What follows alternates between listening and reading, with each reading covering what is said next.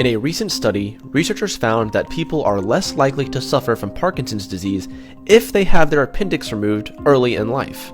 Parkinson's disease is a brain disorder that affects movement.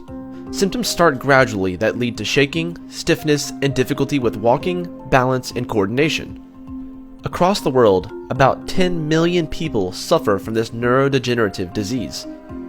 Until now, Parkinson's disease was considered to be a disease of the brain, but this new data shows that the appendix may play a key role in the development of this disease. Previous studies have shown that people with Parkinson's also suffer from gastrointestinal disorders like constipation at least 10 years before the disease's symptoms appear. Keeping that in mind, researchers decided to take a closer look at the appendix and its potential involvement in the disease.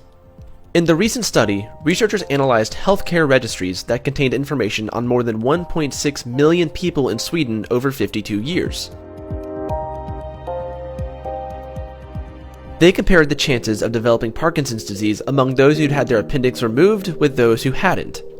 Results showed that those who had the appendix removed early in life had a 20% reduced chance of developing Parkinson's disease. Researchers also looked at another database of about 850 people whose Parkinson's had been carefully followed, and found that those who had undergone appendectomies, which is the surgical removal of the appendix, developed the disease 3.6 years later on average than those who still had an appendix.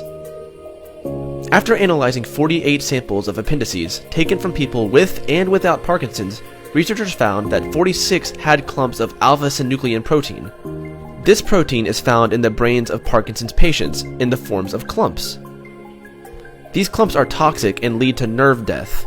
Although synuclein clumps were found in most of the samples, not everyone goes on to develop Parkinson's for reasons that still aren't well understood. But how is it that a clump of toxic proteins in the appendix can be involved in a brain disease? According to researchers, the clumps of alpha-synuclein might travel up the vagus nerve, which connects the digestive system to the brain, and then seed the brain with this destructive protein.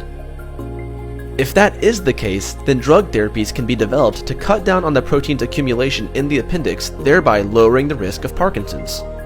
Often, the appendix is considered a useless organ, but contrary to what most people believe, your appendix has a very important function. It helps strengthen and support your immune system.